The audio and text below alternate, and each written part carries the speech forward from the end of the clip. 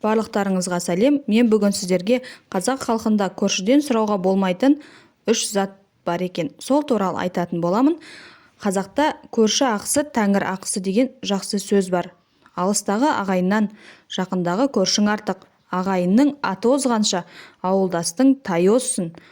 Бұл тіркестерден қазақ өмірде көршінің орны қаншалықты салмақты екенін аңғартуға болады.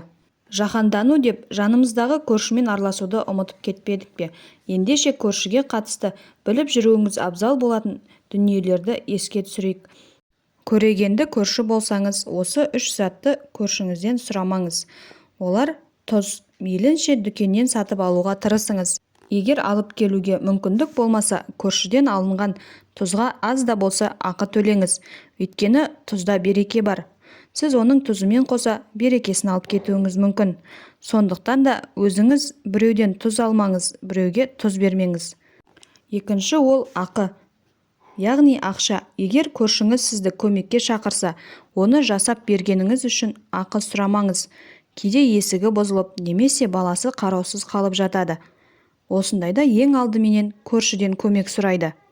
Сол кезде уақытымды алдың деп көрші ақша ұсынады. Өзгеге де беретін едім ғой, алшы деп қиылатындар да кездеседі. Сол кезде сыпайы түрде бас тарту керек. Өйткені күндердің күнінде сіз де көршіден көмек сұрайсыз. Сонда жарқын жүзбен есігін қаға аласыз. Үшінші ол ит. Кейде көршінің иті абалап жатса, тұқымы жақсы ит екен деп, иттің күшігін асырап алғысы келетіндер болады. Бұл кезде көршімен арадағы қарым-қатынасқа сызат түсірмеу жағын ұмытпау керек.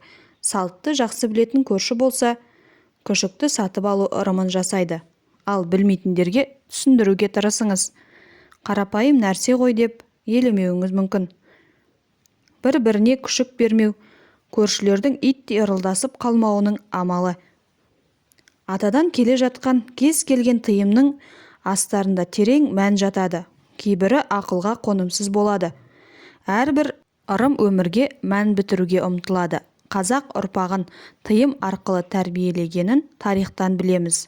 Қисса, дастандардың да маңызы осында. Егер сізге осы ақпарат пайдалы болса, каналға комментарий жазып тіркелуді ұмытпаңыз.